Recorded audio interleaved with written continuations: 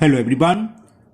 Today we will solve from question number 3 of exercise 6B class 7 और हम ICSC board की maths book कर रहे हैं जो Selina publisher R K. Bansal writer है उस बुक को सॉल्व कर रहे हैं। इससे पहले क्वेश्चन नंबर 1 और 2 कंप्लीट हो चुके हैं एक्सरसाइज 6B के। उस एक्सरसाइज का आपका लिंक नीचे डिस्कशन बॉक्स में मिल जाएगा, उस वीडियो का सॉरी है ना। उससे पहले जितनी भी एक्सरसाइज है 1 से लेकर 5 चैप्टर तक उन सबका वीडियो का लिंक भी नीचे आपको डिस्कशन बॉक्स में मिल जाएगा। Question 3 is find the third proportional of first part is 27 and 9। हमें दो टर्म दे रखे हैं 27 एंड 9, इसका हमें थर्ड प्रोपोर्शनल फाइंड करना है। कैसे करेंगे बताते हैं। सबसे पहले तो आप एज्यूम कर लो, let third proportional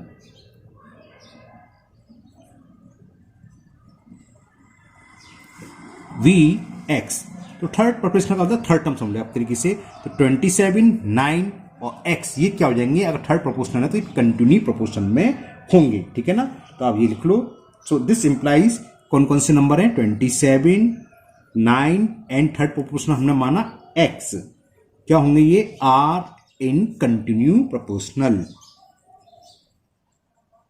continue proportional. अब जब कंटिन्यू प्रोपोर्शनल में है तो स्पेस नहीं में इतनी छोड़ दिया ना, तो कंटिन्यू प्रोपोर्शनल वाली प्रॉपर्टी लगाओ तो क्या होती है, फर्स्ट टू टर्म का रेशियो इक्वल होता है लास्ट टू टर्म के रेशियो के, है ना। तो क्या होगा कि फर्स्ट टू टर्म कौन से हैं 27:9 इक्वल होगा लास्ट टू टर्म यानी कि 9 और x के, तो 9:x। Okay clear. तो इसका मतलब क्या होगा, या तो आप ऐसे लिख लो 27/9 इज इक्वल टू 9/x, या इसको आप प्रोपोर्शनल वाली फॉर्म में भी लिख सकते थे, product of extreme equal to product of means ऐसे लिख सकते थे। तो x इज इक्वल क्या हो गया 9 × 9/27। क्लियर। क्रॉस मल्टीपल करा, हमें x को उधर लिया है, 9 को ऊपर और 27 को नीचे। 9 बन जा 9, 9 3 27, 3 बन जा 3 और 3 3 जा 9 और 3 बन जा 3। तो x की वैल्यू आ गई 3, यानी कि आंसर क्या आ गया, जो टर्म दे रखे थे उसका आंसर हो गया थर्ड प्रोपोर्शनल क्या होगा 3। तो third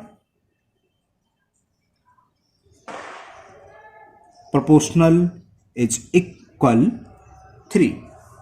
Now second part, in second part term is given 2 meter 40 centimeter, 2 meter 40 centimeter and 40 centimeter। तो हम पहले से चेंज कर लें, 2 मीटर में आपको मालूम है कितने सेंटीमीटर होते हैं 200, तो ये हो गया 200 सेंटीमीटर, 40 ये, तो ये किसके इक्वल हो गया 240 सेंटीमीटर, और दूसरा हमें दे रखा है 40 सेंटीमीटर।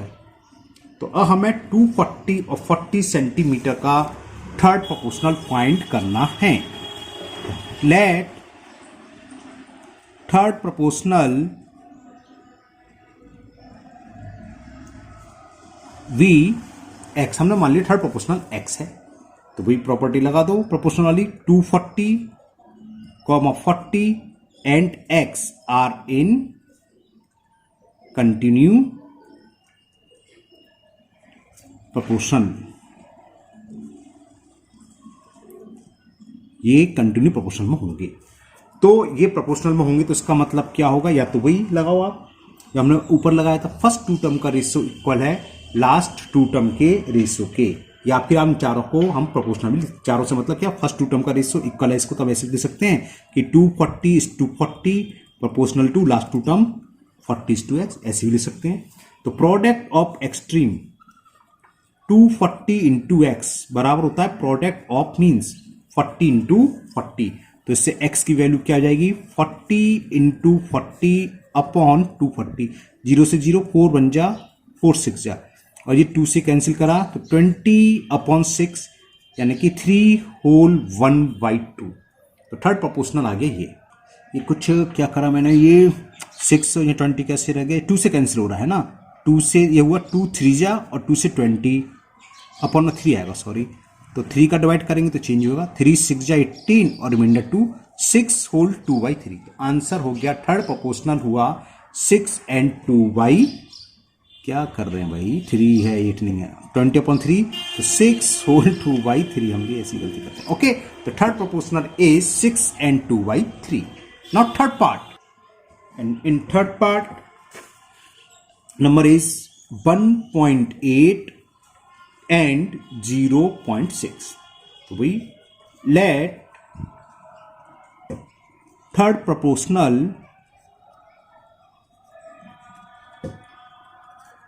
v x, तो क्या होगा 1.8, 0.6 और थर्ड हमने माना x, किस में होंगे? कंटिन्यू में होंगे, आर इन कंटिन्यू प्रोपोर्शनल। पूरी लैंग्वेज लिख दे रहा हूं उसमें, है ना। सो क्या होगा, फर्स्ट टू टर्म का रेशियो यानी कि 1.8:0.6 इक्वल होगा 0.6 और x के, 0.6:x। ओके, तो ये क्या हो गया, 1.8/0.6 इज इक्वल होगा 0.6/x। क्रॉस मल्टीपल करें तो x को यहां ले आया मैं, और 1.8 अपॉन में आ जाएगा, 0.6/1.8 तो यहां आ गया, और 0.6 यार इधर जाएगा, तो इंटू 0.6। डेसिमल से डेसिमल रिमूव हो गया एक प्लेस के बाद, इसलिए 6 बन जा 6, 6 3 जा 18, और 3 से ये डेसिमल आ गया, और 3 2 जा 6, तो 0.2 कैलकुलेट करके आ गया x की वैल्यू। और x क्या था, थर्ड प्रोपोर्शनल। तो थर्ड प्रोपोर्शनल क्या आ गया इसका, third proportional is equal 0.2। Okay, तो ये आंसर हो गया इसका third proportional. Now fourth part, and in fourth part it is given, question number 3 1/7 एंड 3/14। हमें वही लैंग्वेज लिखनी है।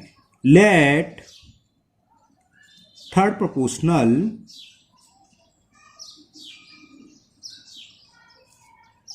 वी एक्स, जब ये थर्ड प्रोपोर्शनल का x है तो क्या होगा, 1/7 कॉमा सेकेंड टर्म दे रखा है 3/14, थर्ड मान लिया हमने x, तो ये क्या होंगे, are in continue proportional, are in continue proportional. जब कंटिन्यू प्रोपोर्शनल है तो वही फर्स्ट टू टर्म का रेशियो किसके इक्वल होगा, सेकेंड और थर्ड टर्म के।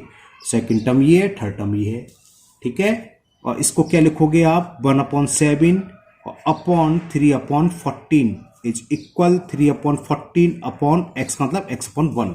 यहां मिस्टेक ना हो इसलिए अपन 1 लिख लिया करो, ये अक्सर बच्चे मिस्टेक करते हैं। ये 4 तो ऊपर जाएगा, तो 4/7 × 3, ये 1 ऊपर जाएगा, 3 × 1 बंद करो मत करो, अपॉन में क्या हो जाएगा 14 × x। हमें x की वैल्यू निकालनी है, क्रॉस मल्टीपल x इधर ले आए, ये 3 है, 7 × 3 इधर आएंगे, क्रॉस मल्टीपल 7 × 3 इसमें मल्टीपल होंगे, तो 7 × 3 अपॉन में ये 14 है और 4 नीचे आ जाएगा। क्लियर, क्या कैंसिल हो रहा है देखो, 7 बन जा 7 2 जा, और तो कुछ हो नहीं रहा, 3 3 जा 9 और 4 2 जा 8, तो 9/8 इज द थर्ड प्रोपोर्शनल। मैंने अभी आंसर चेक करा, आंसर आ रहा है 9/28। तो कहीं ना कहीं थोड़ी सी मिस्टेक हुई है, चेक करते हैं।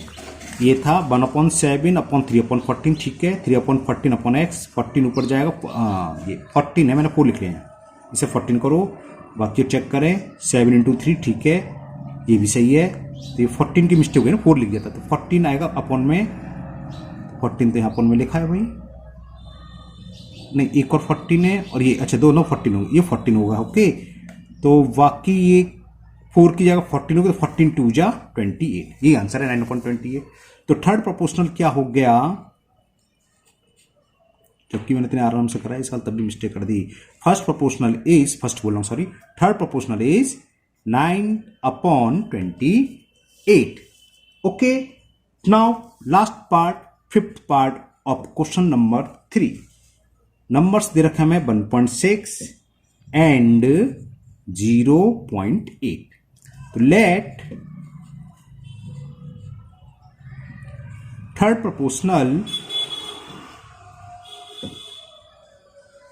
बी एक्स, हमने मान लिया थर्ड प्रोपोर्शनल एक्स है, तो ये तीनों क्या हो जाएंगे, 1.6, 0.8 एंड एक्स कैसे होंगे, कंटिन्यू प्रोपोर्शनल होंगे, आर इन कंटिन्यू।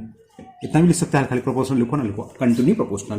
तो फर्स्ट टू टर्म का रेशियो यानी कि 1.6:0.8 इक्वल होगा लास्ट टू टर्म के, यानी कि 0.8:x।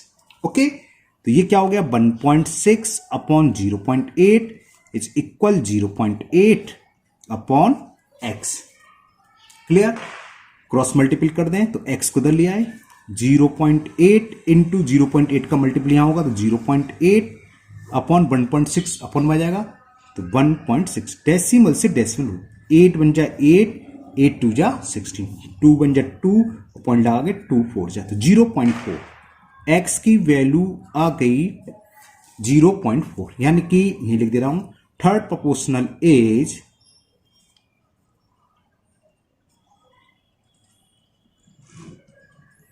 .4।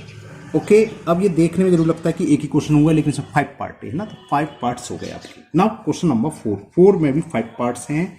चलिए करते हैं 4।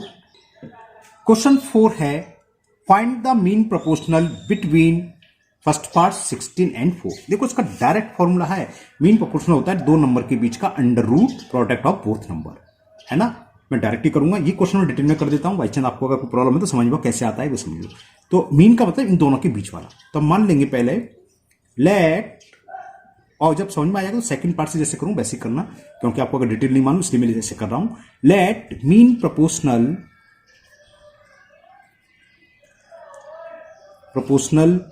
वी एक्स, तो यानी कि ये क्या हुआ 16 बीच में लिखो, एक्स मीन का था इन दोनों के बीच में, अब 14 जैसे पहले था सेम। मीन प्रोपोर्शनल या थर्ड प्रोपोर्शनल रखने से तीनों जो टर्म होते हैं कंटिन्यू हो जाते हैं, आर इन कंटिन्यू प्रोपोर्शनल। और कंटिन्यू प्रोपोर्शनल का मतलब हमने बताया था फर्स्ट टू टर्म का रेशियो इक्वल होगा सेकेंड और थर्ड टर्म के, यानी कि लास्ट टू टर्म के रेशियो। इसका मतलब क्या होगा देखो 16 अपॉन एक्स और ये हो गया x upon 14, x into x करेंगे तो एक्स स्क्वायर हो जाएगा, और ये हो गया 16 इंटू 4, तो x की वैल्यू क्या हो गई, ये 4 को मैंने 14 लिख दिया, क्यों गलती कर रहा हूँ जैसे वहां 14 को 4 है ना, ये 14 नहीं है 4 है ओनली, ये 4 है ओनली और ये ओनली 4 है, ठीक है ना, सही कर लेना, थोड़ा सा मिस्टेक कर दी मैंने। तो x हो गया 16 इंटू 4, तो देखो x क्या माना हमने, मीन प्रोपोर्शनल क्या रहा है अंडर रूट 16 इंटू 4, तो डायरेक्ट यूज करें हर क्वेश्चन में, ये एस से आता है, मैंने समझाने के लिए इसे करता है, इसकी कोई जरूरत नहीं है, आप डायरेक्ट लिखने का कि mean proportion of two given number will be the under root of their product, तो डायरेक्ट लिख देंगे, आगे सेकंड पार्ट से वैसे करेंगे। तो इसका अब हमें क्या करना है, 64 हो गया मल्टीपल, और 64 का स्क्वायर रूट क्या होता है 8, तो आंसर आ गया मीन प्रोपोर्शनल का वैल्यू हो गई इसकी 8, तो mean proportional is 8। Mean proportional of 16 and 4 is 8। Next है 3 and 27, तो हमें बस ऐसे लिखना है। मीन प्रोपोर्शनल कैसे आता है, मैंने ऊपर आप एक पार्ट में आपको डिस्कस कर ही दिया। Mean proportional of 3 and 27 is equal under root of their product, यानी कि 3 इंटू 27, या तो आप इसका मल्टीपल कर लो या प्राइम फैक्टर कर लो, वो यहाँ सही है। 27 क्या होता है 3 इंटू 3 इंटू 3, 3 का एक पेयर, 3 का एक पेयर ये बाहर आ जाता है, ये तो आपको जानते हैं, 3 इंटू 3, तो answer is 9।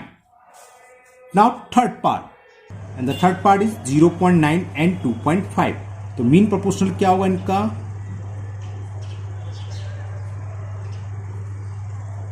Mean proportional of 0.9 and 2.5 is 0.9 into 2.5।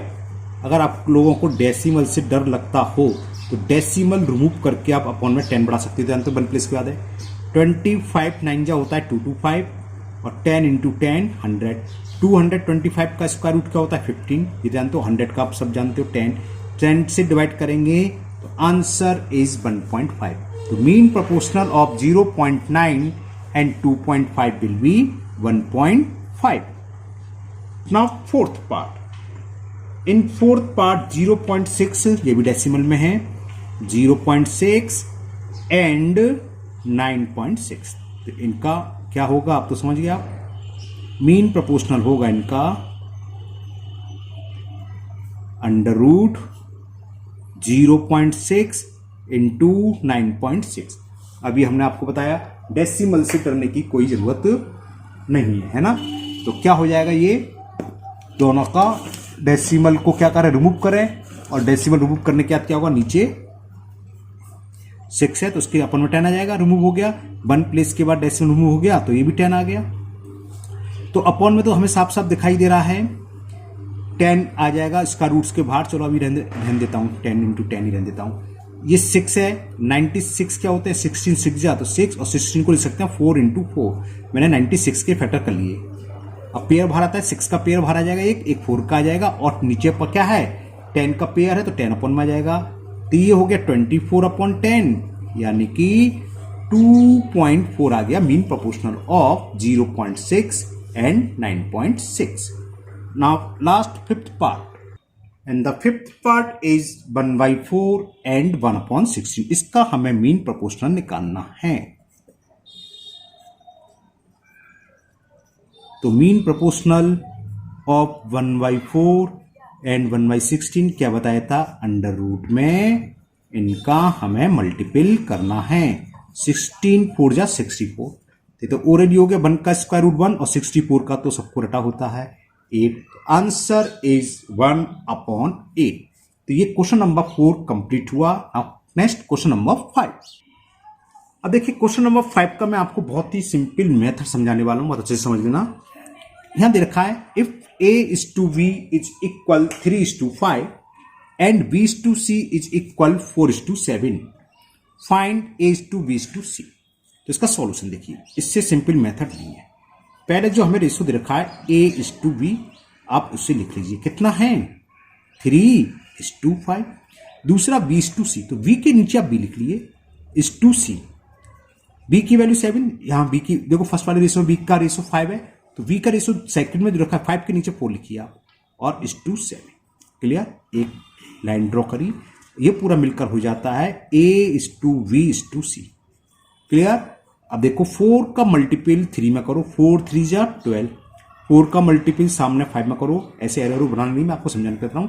4 5 जा 20 और 7 का मल्टीपल इसमें 35। अगर ये तीनों किसी से कैंसिल हो रहे हैं तो कैंसिल करेंगे, अदरवाइज नहीं। तो यहां कोई कैंसिल नहीं हो रहा, तो ये आंसर आ गया। देखो एक लाइन में आपका आंसर आ गया, A/B/C इज इक्वल 12/20/35। इससे इजी मेथड कोई नहीं है।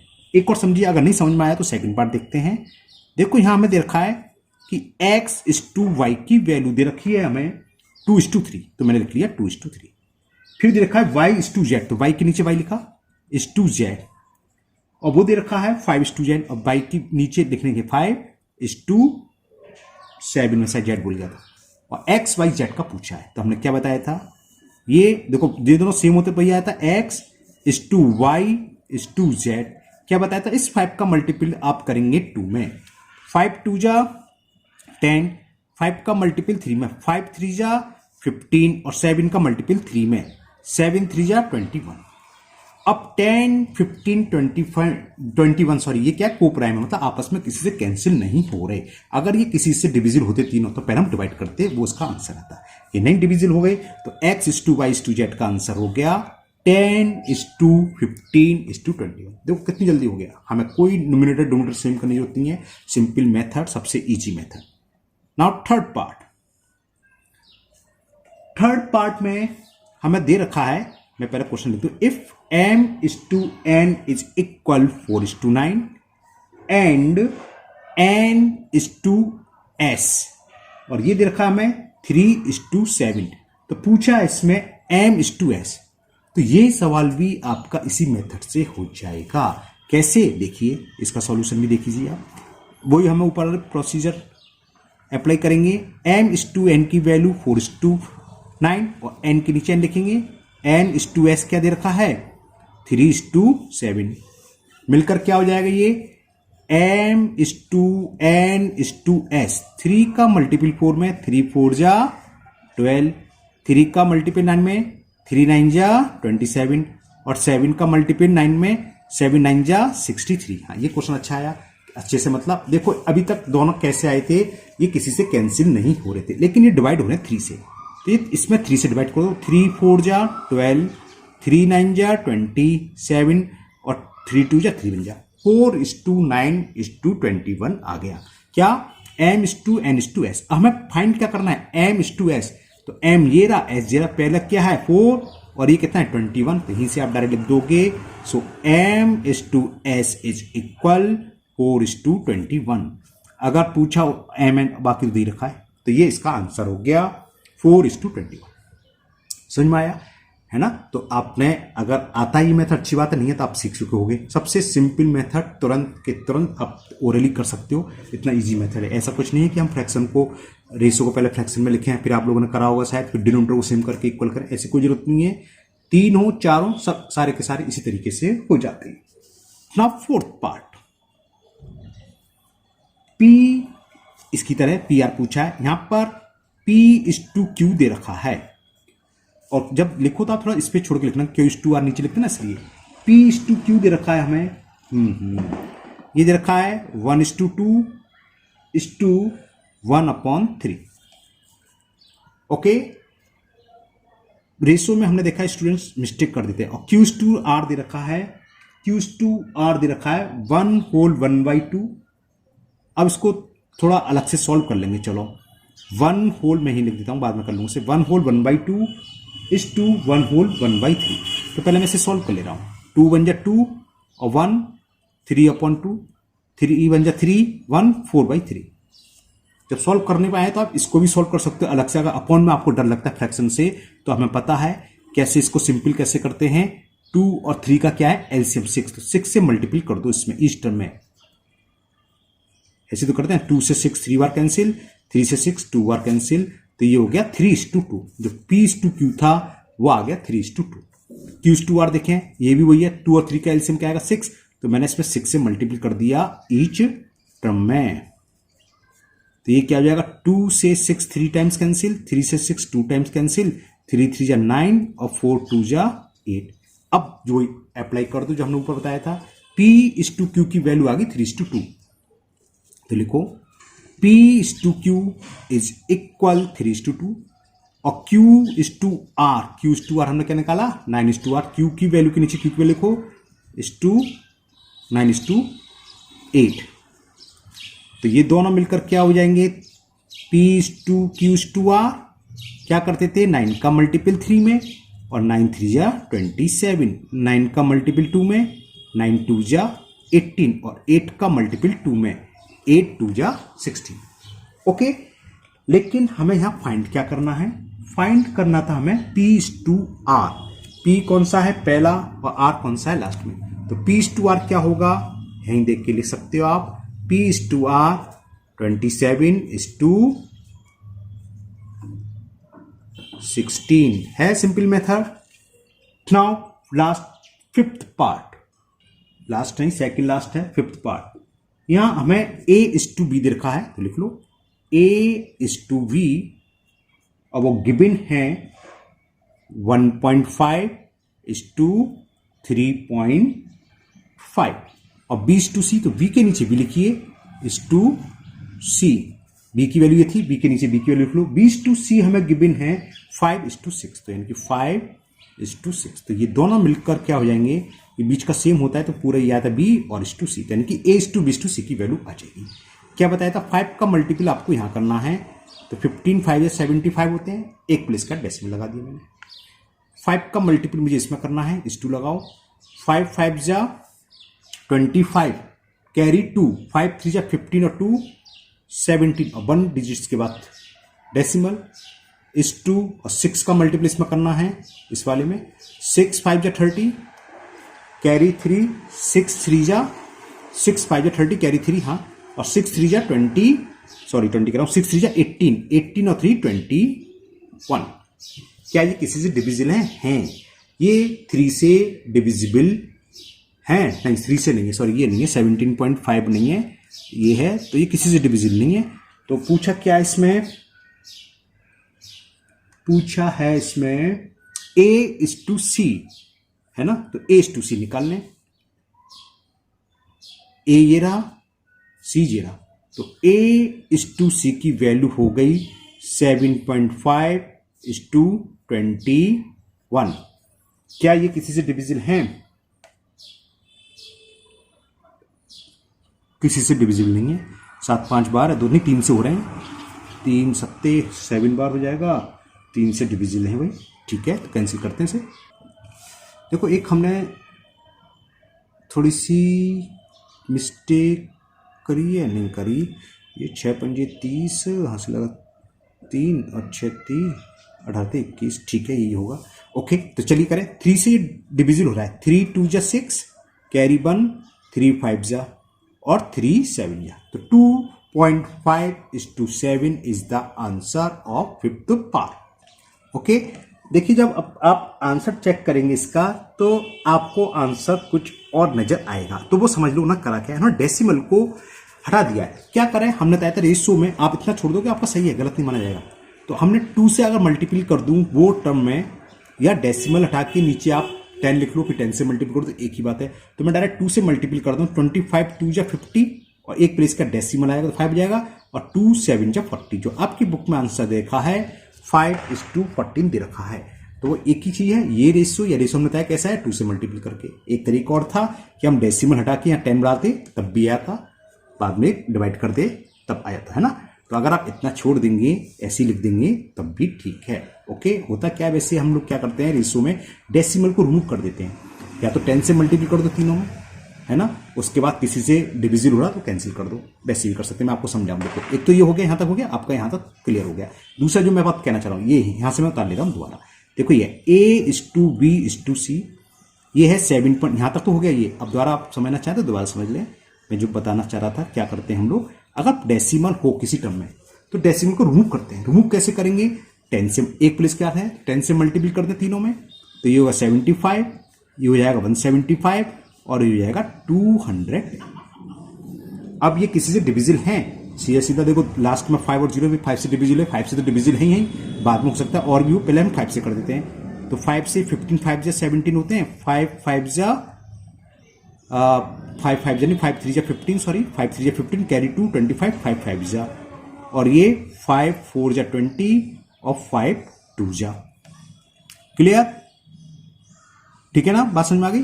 तो A:V:C आ गया आपका 15:42। अब कहेंगे सर यहां तो आंसर A:2 5:14 आया, और यहां क्या आया A:C, यहां A:C आया 15:42, लेकिन यहां पर ये 3 से कैंसिल हो रहा है। देखो 3 5 जा 15, 3 1 जा 3 4, तो सेम आ गया 5:14 5:14। Okay, clear. Now next 6 part. Now 6 part is, अब इसमें थोड़ा उल्टा करके दे दिया है क्या, if 1 and 1/4 is to 2 and 1/3 is equal P:2Q, है ना। तो चलो पहले P:2Q को निकाल लें। 4 1 जा 4 और 1, ये हो गया 5/4 is to 3 2 जा 6 प्लस 1 7/3 is to P:2Q। तो इससे P:2Q की वैल्यू निकाल लो। यहाँ क्या है 4 3 जा 12, एलसीएम जो आता है उससे मल्टीपल कर देते हैं, तो 5/4 इंटू 12, इससे क्या होता है सिंपल फॉर्म आ जाती है, मतलब फ्रैक्शन नहीं रहता, और 12 का मल्टीपल यहां कर दो, तो 4 से 3 बार कैंसिल, 3 से 4 बार कैंसिल, तो कितना हो गया 15:7 4 जा 28। ये P:2Q की वैल्यू निकला है जो हमें फर्स्ट रिलेशन दे रखा था। अब आगे हमें और की बिना एंड Q:R, Q:R हमें गिवन है 4 and 1/2 is to 5 and 1/4। तो देखें क्या आएगा, 4 2 जा 8 और 1 9/2, 5 4 जा 20 प्लस 1 21/4। 2 और 4 का एलसीएम क्या होगा 4, तो 4 से मल्टीपल कर दें, 9 इंटू 4/2, 21/4 इंटू 4, तो क्या हुआ देखो 9 1 जा 9 2 जा 4 से 4, तो ये हो गया 18:21। ये किसकी वैल्यू आ गई, Q:R की। और यहां क्या है 15:28। अब वही अप्लाई करेंगे जो हमने पहले बताया था, और ये बल्कि थोड़ा सा और सॉल्व हो जाएगा। 3 से कैंसिल हो रहा है, 3 6 जा 3 7 जा, तो Q:R ऐसे लिखो सिंपलेस्ट फॉर्म में 6:7। चलिए अब आगे करते हैं, तो यहां लिख लेते हैं हम, हमें क्या था P:2Q की वैल्यू ये रही, P/Q, इस पे छोड़ दो थोड़ा, और ये है 15/28, और Q/R हमने अभी निकाली, वो थी 6/7। ये पूरा मिलकर क्या हो जाएगा, P/Q/R, 6 का मल्टीपल 15 में, यही तो था, इसका मल्टीपल इसमें करते हैं, 15 6 90, 6 का मल्टीपल 28 में, तो चलिए कर ले रहे मल्टीपल, 6 8 48 कैरी 4, 6 2 12 और 4 16, और 7 का मल्टीपल 28 में, 7 8 56 कैरी 5, 7 2 14 और 5 19। ये तो आ गया P/Q/R। फाइंड करना है हमें P/R। P की वैल्यू क्या है 90, R 196। कैंसिल हो रहा है, इवन नंबर है, 2 से तो कैंसिल हो ही रहा है, सीरीज से पहले 2 से कर दे रहे हैं, 2 4 जा 8, 2 5 जा 10, फिर 2 9 जा 18, कैरी 1, 2 8 जा 9, अब नहीं होगा ये, तो 45/98 is the value of P/R। ये इसका आंसर हो गया। Now next question number 6। Now question 6 is if x/y is equal 5/4 and 2/x is 3/8, find y। तो हमें क्या गिवन है, x/y का मतलब क्या होता है x/y, ये गिवन है 5/4, इसको डाल दो इक्वेशन फर्स्ट, ठीक है ना। और क्या गिवन है 2/x का मतलब 2/x, ये तो मतलब इसका इक्वल है 3/8 यानी कि 3/8। तो इसको यूज करके पहले हम x की वैल्यू फाइंड करने हैं, तो क्या आ जाएगा 2 × 8/3 = x, क्रॉस मल्टीपल 8 को इधर ले आए, 3 को अपन में ले आए, x को इधर ले गए, तो इससे क्या हुआ x की वैल्यू आ गई 16/3। अब क्या करें भाई, इस x की वैल्यू को फर्स्ट इक्वेशन में पुट करते हैं, ठीक है ना। पुट इन 1,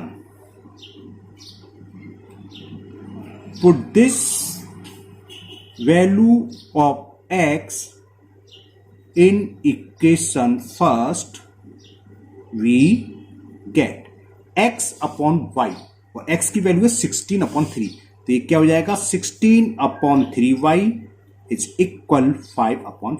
हमें y की वैल्यू फाइंड करनी है, तो कैसे निकलेंगे, 4 के इधर लाएंगे, क्रॉस मल्टीपल जिसे बोलते हैं, 5 को अपन में लाएंगे और y को ले जाएंगे इधर, जिसे हम बोलते हैं क्रॉस मल्टीप्लिकेशन। ये कोई कुछ नहीं कट रहा, तो y की वैल्यू क्या हो गई 16 4 जा 64 और 5 3 जा 15।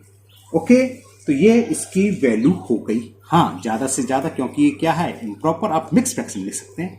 15 का डिवाइड 64 में तो 4 टाइम्स जाएगा, चलो मैं आपको शो कर दे रहा हूं, 15 4 जा 60, रिमाइंडर 4, क्या हो जाएगा 4 and 4/15 is the value of y। तो y की वैल्यू हमें फाइंड हो गई। नाउ नेक्स्ट क्वेश्चन नंबर 7, छोटा सा है, यही कर देते हैं, छोटा सा क्वेश्चन है। क्वेश्चन नंबर 7 में दे रखा है find the value of x when 2.5/4 is equal x/7.5। इस कंडीशन में क्या होता है, क्या होता है, इन दोनों का टर्म का मल्टीपल होता है, फर्स्ट टर्म के लिख दूं डायरेक्ट, तो 4 × x इज इक्वल टू 2.5 × 7.5। तो x की वैल्यू क्या हुई, तो x हो गया 2.5 × 7.5/4, हुआ ना। पहले मैं आपको पॉइंट से छुटकारा दिलाऊं, 1 बढ़ाई 0, यहां से बढ़ाई 0, यहां तक समझ में आ गया। 25 बन जा 25 4 जा, तो आंसर इज 75/16। इसको भी आप क्या है मिक्स फ्रैक्शन में कन्वर्ट कर लें। चलिए इसको भी आपको शो कर देता हूं, 16 का डिवाइड 75 में, 16 5 जा 80 ज्यादा हो जाएगा, 16 4 जा 64, 5 में से 4 गया 1 और 7 में से 6 गया 1, तो कितना आ गया, होल कितना 4, तो 4 and 16, ओहो 11 रिमाइंडर है, 11/16, 4 and 11/16, ये 11 है ना, तो 4 and 11/16 is the value of x. Now last question of exercise 6b, question number 8, and the question है show that 2, 12 and 72 are continue proportional. Continue proportional की प्रॉपर्टी क्या है? फर्स्ट टू टर्म का रेशो इक्वल होना चाहिए last two term के ratio के।